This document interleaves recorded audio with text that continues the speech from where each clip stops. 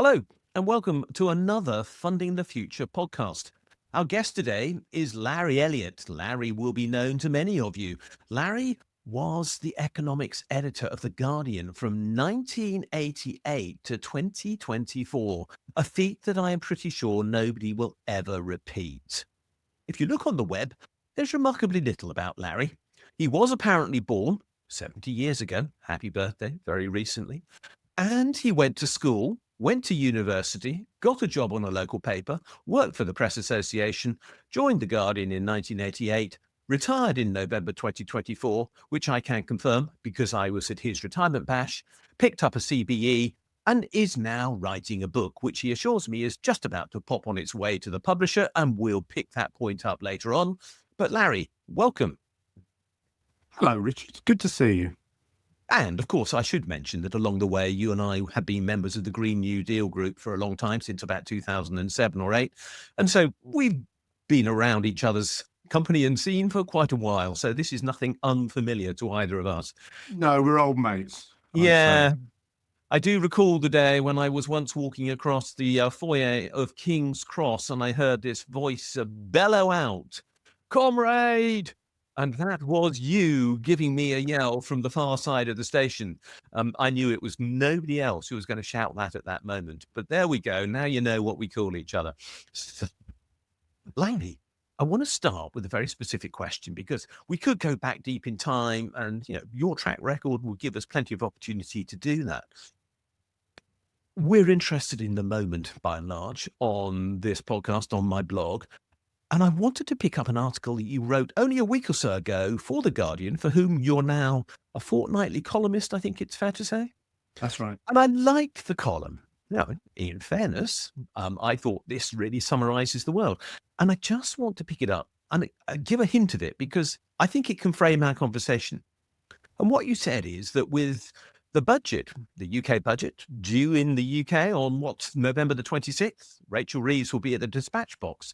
One thing is very clear, you said, and that is that she has been boxed into a corner.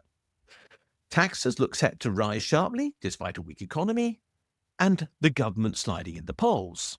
And it's not what she wants to do, but the technocratic rules, you said, around UK economic policy leave her with no room to manoeuvre. Since Gordon Brown created the Office for Budget Responsibility back in 1997, an event... Actually, it was George Osborne. Oh, Osborne created that. Fiscal rules were created by Gordon Brown. And obviously, I think the Office for Budget Responsibility is merely the mechanism for enforcing them. So I stand corrected, but I also contextualize the comment and the mistake.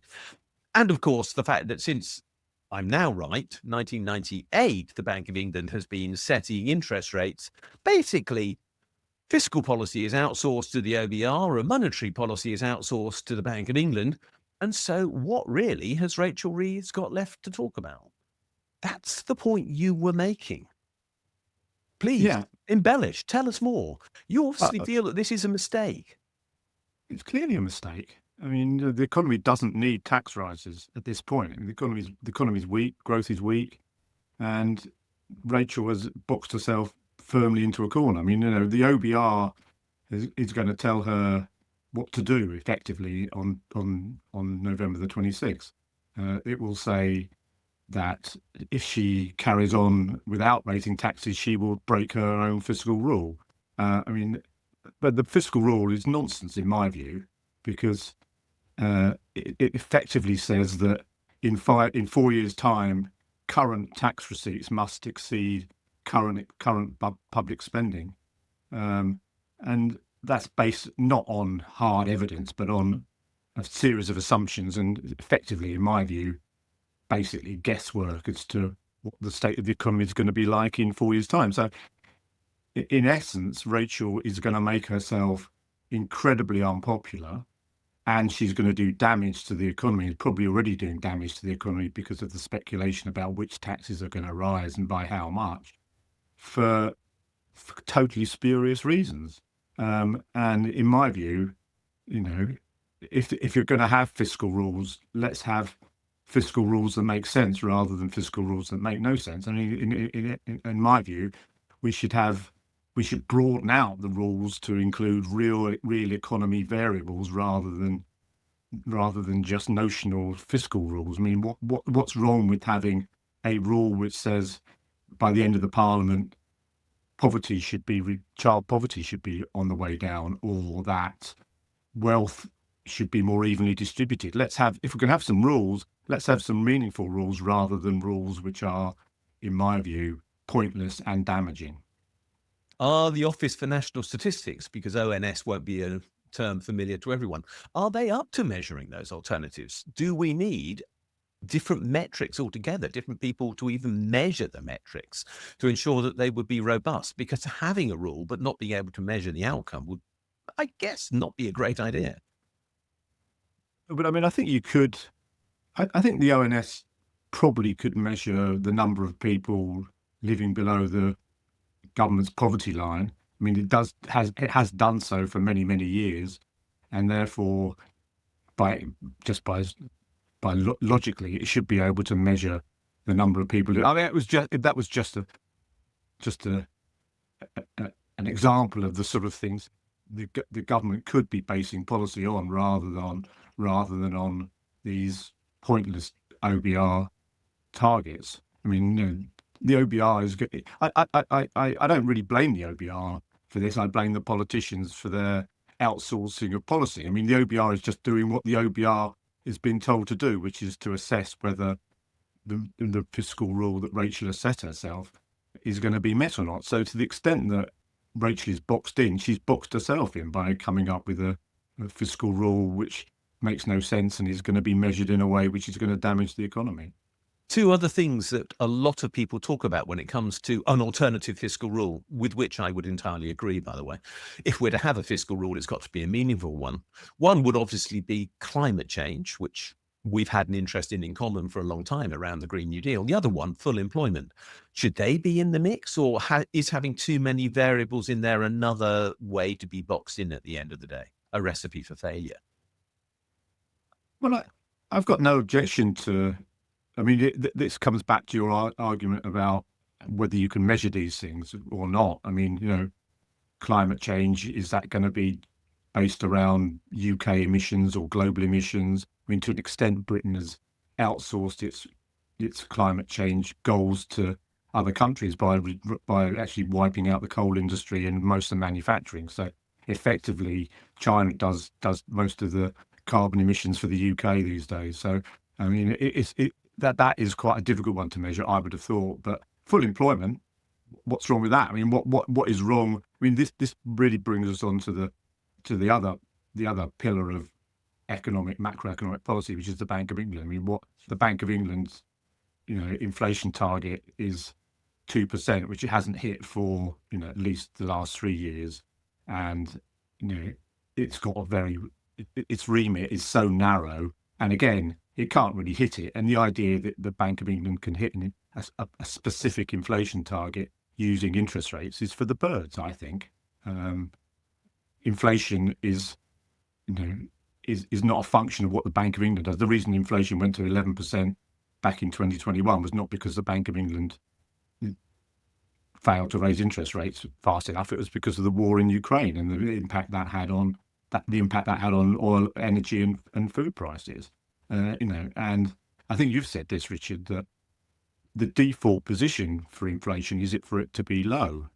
Inflation normally only goes up during periods of during wars. I mean, in Britain's case, inflation went up during the Napoleonic War, went up again during the First World War, went up again during the Second World War, and the only time it's really ever gone up in peacetime was in the 1970s, when there were specific circumstances. I mean, if you look back, the whole of the 19th century, the level of prices, not inflation, the level of prices on the eve of the First World War was actually lower than it was at the end of the Napoleonic War. So you had a whole century, effectively, where there were no major wars involving all the great powers of Europe, in which prices actually ended the 100-year period lower than they'd started it, which is a quite a remarkable state of affairs. But it just goes to show that if you have a relatively competitive economy and you have peace, then you don't get very high inflation. So Well, we also had something else that happened then, which was technical innovation, which did actually deliver well-being for the population at large. So food Yeah. prices fell partly because railways made it possible to actually get hold of food outside your locality. And so suddenly it was actually possible for there to be, well, not necessarily a competitive market, but a more competitive market and a more steady supply, perhaps more importantly, of products. And so technology worked. Technology doesn't work now. You've talked about that. You're concerned about technology. How does that play into all of this? I'll come back to the Bank of England, but I'm picking up that idea first of all. Yeah, I think that with two things really. We lack the technological breakthroughs that we saw at the end of the 19th century. I mean, the so-called fourth industrial revolution to me doesn't stack up as a as a as a fundamental change in the way that some of the things did at the end of the 19th century, the beginning of the 20th century. And secondly, we've not found a way of making sure that everybody benefits from the technological change and the Yep. productivity improvements that those changes bring about. I mean, one of the interesting things about the period between 1850 and 1950 was that it saw the gradual improvement in the living standards of ordinary people. And that was brought about because attempts were made to knock the rough edges off the harsh capitalism which started the 19th century. So you had the growth of the trade union movement, you had progressive taxation, you had the extension of the franchise to everybody, and you had the growth of a party, the Labour Party, which was there to represent working people. So there was the two things happened during that period. You had big technological change, and you also had an attempt to make sure that those changes were more beneficial to a larger number of people. I don't actually see that happening now. I mean, to the extent that AI is a technological change, I'm very, very wary about its impact. Yes. It seems to me to be uh, quite likely to destroy quite a lot of middle-ranking white-collar jobs in a way that previous waves of technology have tended to get rid of lower skilled jobs. This is not going to do this. Potentially is not going to do that. And the second point is, it seems to me that it's just going to benefit the owners of those companies rather than the bulk of the population. So are we heading for a bubble with regard to AI? I think that. I think you've hinted at that. Do you think it is still likely? You haven't said that for a few weeks, but I know you hinted that there was obviously a risk. I did write a piece a few weeks ago saying that it had a feel of a bubble to me about it. I mean, I think that, generally speaking, there's a big financial crisis once every 10 or 15 years. Yep. It's been 15 years since the last one. Quite a lot of the same, you hear quite a lot of the same sentiments being bandied around the markets, which is, it's different this time. It's a Yeah. new technological paradigm. The market can sustain these levels and I think, unfortunately, there is an inbuilt bias in the system towards bubbles because if you're a fund manager or even if you're a pension fund trustee, you don't want to miss out on the last stages of the boom. So You take the risk. people people know that it feels a bit like a bubble, but they don't want to be the ones who call the end of the dance too early, for fear they're going to get sacked. So you end up with the bubble inflating until it eventually pops. And I would be amazed if this were to carry on for very much longer. I mean, it's a mug's game saying that when the bubble is going to burst, but it does feel very much like a bubble to me. Let me take you back then to the Bank of England, because obviously they are running monetary policy and appearing to me, and from what you say to you, running it in a way that is completely detached from reality, because they're pretending that changing the interest rate will somehow change the inflation rate when the factors that are creating inflation are actually entirely exogenous, and utterly uninfluenced by the interest rate. But do they have any real awareness of the other risks? Because, of course, they're a regulator of banks, of insurance companies, and so on, the Prudential Regulatory Authority and things, all wrapped up in there. You spent more time at Bank of England press conferences than is probably healthy for any human being. Yeah, I see you sort of puff out your cheeks in response, and I understand why. And do you think they really are on top of the game? Because I've never believed that any of the governors that I've witnessed throughout my career, and it's almost as long as yours, have actually really understood the world outside Threadneedle Street. I suspect that you're right about that. I mean, back in the early days of Bank of England independence, from 2003 to 2013, Mervyn King was governor, and he had no real interest in financial stability side of the bank's work. He saw the bank purely as a monetary policy organisation, which was there to hit the inflation target using interest rates. And in fact, it did manage to do that for most of that period, but only because of, as you say, exogenous factors, mainly because of globalization and Yes. the arrival in the global economy of China. China arrived, flooded the world with a lot of cheap manufactured goods, and it bore down on inflation and enabled the Bank of England to hit the inflation targets. To me, it's as simple as that.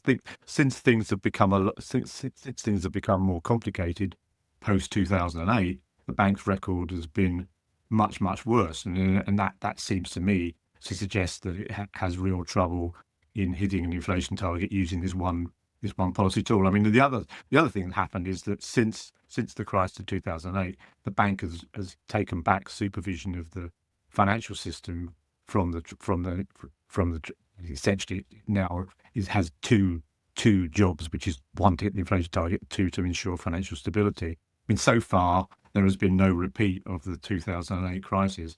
If it comes, I don't think it's going to come from the same source. I mean, I think it's unlikely it's going to come from the big commercial banks. It's much more likely to come from hedge funds, Yeah. money market funds, which are effectively unregulated and unsupervised. So that's where I think the blind spot is.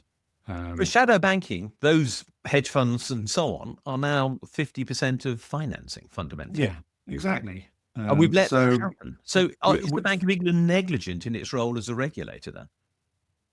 it probably is. Yeah, I mean, it's hard to know how it could regulate some of these hedge funds. Really, has it got a mandate to do so? I'm not sure it has. Yeah, that's the difficulty. You're a fan of capital controls. We've talked about these ourselves over a lunch, a glass of wine or two in our time.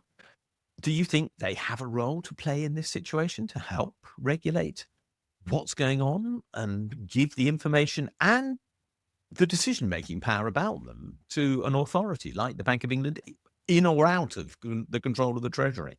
I'm a big fan of capital controls. I think that there was, if you go back to the period after the Second World War, where capital controls were enforced in most of the Western world, it was a period A of very strong growth, B of democratic growth, so everybody gained, a rising tide lifted all boats, and C, a period in which financial crises were almost absent. So governments were able to pursue domestic policy goals free from the fear that they were going to be blown out of the water by a run on their currency or by sell off of their bonds. So I think that a return to capital controls, and that's one of the things that the book I'm writing talks about, is essential if we're going to actually revive the British economy. Yes, I mean it's incredibly difficult. But the difficulty is not, are they a good thing or not? In my view, it's a question of how you get them past the financial sector, which would kick and scream and create merry hell if you actually mention the very terms. But I mean, even the IMF now accepts that there is, in circumstances, a case for capital controls. I mean, I think that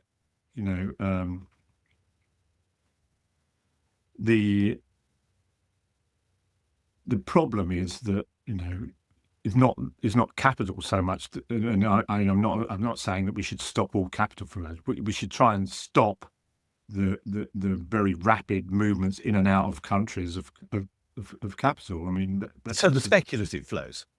Yeah, exactly. Yeah, I mean, you say that they'll yell and scream and holler, and of course, I mean, you're right. I mean, they will. We both know that.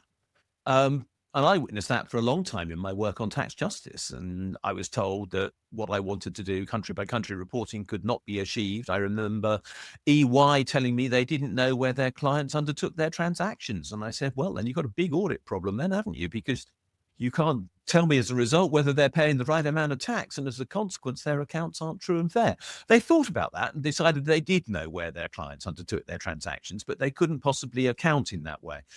But in the end, they can be persuaded. So do you think that if there's a greater, how do we persuade the politicians, the Bank of England, the regulators, that there's a greater need, which is to actually stabilise society, and it's their job to actually hear that message? I think there has to be a campaign organised around progressive political parties and the trade union movement to actually push for politicians to make those fundamental changes. I think you're absolutely right. I mean, capital controls are impossible up until the moment that they become possible, Yes. or inevitable. I mean, who would have thought back in 2008 that we would have, mass buying of government bonds by the Bank of England? Who would have thought this time last year that we would have tariffs imposed in the world's biggest economy? I mean, all these things, are proved to be totally possible and totally logical when push comes to shove. So I think you're right that the idea that there is only one model of capital or one way of running the economy is completely fallacious. There are even now there are very many different ways of organising a capitalist economy. The Scandinavian model of capitalism is completely different from the American one, which is completely different from the Singaporean one. So the idea that you can't capitalism and capitalists will adjust to any system that's in operation. So I agree with you. I think that if we thought capital controls were necessary and were useful, which I do, that a way could be found of making them work and making them acceptable. And I think What one thought occurred to me, Larry, and it was that you actually have to be our age to remember the time when you had to take your passport to the post office or to a bank to be stamped to get your 100 quid to be allowed to go on holiday. Yeah, I'm not sure that would be that popular. No, I But don't think that's necessary, but it's just I don't think that's necessary. But I mean, I think a system. I mean, just look at one example: the financial transaction tax, which was quite a modest proposal, really, which was to tax foreign exchange debt. I mean, it goes all the way back to James Tobin in the early 1970s, but it was quite a modest proposal. A very small fraction of each transaction would be payable in tax, which could be used for progressive ends. Which was in those circumstances to tackle global poverty or to tackle climate change. That seems to me to be a perfectly, if I was Rachel Reeves now, I would be thinking, what would I rather do? Would I rather be raising £10 billion for a financial transaction tax, or would I rather be breaking my manifesto pledge and banging up income tax by 1p in the pound? I mean, I know which one I would go for. Interesting point, because it leads me to another item which I wanted to talk to you about. You said at the beginning there's no reason for tax increases, and I agree with you. I mean, we put out a couple of videos recently saying there's no reason for tax increases unless they're on the wealthy, which should be matched by tax cuts for those who are poorer inside our society. And, excuse the language, but we do have a division, and you talked about it as being something that's important to you. Wealth taxation is obviously on the agenda. What do you view the issue as? Is it one about taxing wealth per se? Is it about having a new mansion tax? Is it about increasing income taxes on the wealthiest or improving the taxation of capital? Where are you on all that? I'm not a particular fan of a new standalone wealth tax or a mansion tax. I mean, for pragmatic reasons, really, which is that it's just going to be incredibly hard to assess people's wealth or the value of their home. It's going to require a massive and ongoing bureaucracy to actually make it happen or make it work. But that doesn't mean that there are no taxes on wealth that can't be increased. I mean, we already have taxes on wealth which could be tweaked or changed or raised or amended. And I think, as you've said, Richard, I think you've done some quite, a lot of work on this.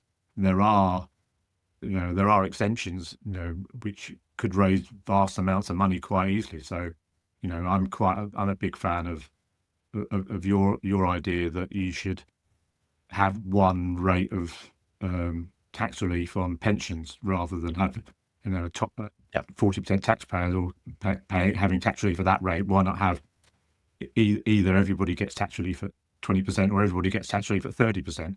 But I mean, that's a tax on wealth, which is easily achieved, and and probably not that difficult politically to finesse. So there are taxes which can be imposed on existing wealth rather than creating a whole new system of wealth taxation, in my view. You're sending a book to the publisher, you told me just before we started recording. It's going very soon. What's the book called? Who's it with? And tell us the core arguments. Okay, it's tentatively called Making Good, and it's a book which talks about the need to rebuild the supply side of the British economy after 40 years of failed neoliberalism. Essentially, it's the first bit of the book takes to pieces the idea that somehow or other neoliberalism was good for us. That privatisation, smashing the trade unions, trickle down wealth, all those free trade, all those things were somehow beneficial to the economy. They were beneficial, but to a very, very small number of people. And essentially, the what's happened is the supply side of the British economy is withered away, particularly the manufacturing base. So it argues that we should be rebuilding manufacturing, and we should be using quite radical methods to do so. So nationalisation of more of the UK economy, forcing UK companies, pension funds to invest more in the UK. Tariffs, use of procurement, use of capital controls to try and rebuild the supply side of the UK economy. And it's with two mates of mine, Doug Nichols, who's an old trade unionist, and Kostas Lapafitsas, who's a professor of economics at SOAS. And it's going to be published sometime next year. It's just off to the printers. So, and it essentially says that if we're serious about tackling climate change, you need capital controls to do so. So that's broadly the argument. I like that last twist that you threw in there, because I think in the global world, we still do actually have to control things locally as well. And we can't just let the world pretend that it floats freely over and above the issue of climate change, which is what global neoliberalism does. It pretends it's not there. Yeah. I mean, I'm quite optimistic about change happening. I mean, it's a strange way. Trump's arrival, although he's obviously a hideous man in most respects, has actually been the catalyst for people on the progressive left to say, "Oh, blimey, didn't think we could do that." So it's been good. It's been good for political debate. The other thing that a 1931 moment for Ramsay MacDonald. Nobody told me I could come off the gold standard. Yeah, no one told us we could do that. Yeah. And the other interesting thing I think is how in the post the pandemic, British politics has splintered into many parts. But it's not just the Tories that are in crisis. We could be witnessing the wipeout of both the political parties which have dominated British politics for 100 years. It's not just the Tories that are facing existential crisis. In my view, it's the Labour Party. They're also facing an existential crisis. I agree. And they need some new thinking and some new ideas, because at the moment it looks to me as though all the new ideas are being espoused or being taken up by the smaller parties, not just in some ways the Green Party, the SNP, Plaid Cymru, even Reform UK are actually acting as catalysts for change here, and that's a good thing in my view. Okay, I don't ever like these podcasts lasting too long. I've enjoyed our conversation, but there's a word that jumped out from what you just said, which was optimism, and that you feel optimistic about change. And most people don't. So just give me your vision of how optimistic change is going to take place. Let's conclude with that thought that you've got on that. I mean, I think it's partly because we're of an age where we remember when things were organised maybe this is rose-tinted spectacles, but it seems to be organised in a better way. So it is possible to do things A, differently, and B, better. It is possible to construct an economy which where real wealth creation takes place as opposed to extracting wealth by a bunch of spivs, and a bunch of asset strippers. So it is possible to actually rebuild the British manufacturing sector. It is possible to actually tackle poverty, I think. But it's probably going to take another. Sadly, back in 2008, you and I thought that was the moment when progressive change would become inevitable. 17 years later, It we're didn't. waiting for it. It didn't. We're waiting for it to happen, and as a result, things have just moved sideways or backwards during that period. Yeah. But I think we can create a cleaner, better, fairer world, and that is within our grasp. But it's not. It's not a. It doesn't depend on the ideas, because the ideas are there. It depends on the ideas being taken up by the people with the power to actually affect change. But I I don't see think that. And it's sorry. no. You finished. I didn't. I thought you had, and I interrupted. No, I had finished. Okay. Look, I think that's an optimistic point, and one that, I mean, I entirely agree with you. I think the ideas are there. I think we have explored ideas. The last 17 years actually have not gone entirely to waste. There are ideas that people are picking up. And as you note, some of the smaller parties are definitely receptive because they realize that this is happening. I mean, we're in the extraordinary situation that the difference in polling numbers between the Greens, Lib Dems, Tories, and Labour at the time we're recording is 2%, according to YouGov, with Reform okay, 9 points ahead of any of them, I think it stands at present. But that's so volatile a situation that this change is possible. And I like that idea because I think you and I are both going to be around for long enough to see some of that change happen. And that's certainly my plan. And you obviously Well, let's haven't hope given. so. Yeah, I mean, yeah, we're both sort of relatively recently retired. You're writing books, I'm producing podcasts and videos and so on. And all of that is an indication of the passion for change. Larry, thank you for sharing your passion for change. I much appreciate it. We'll talk again, perhaps, when something happens or when your book is out, and we'll remind the world it's there. But thank you so much for joining us this morning. Pleasure. It's a pleasure, Richard.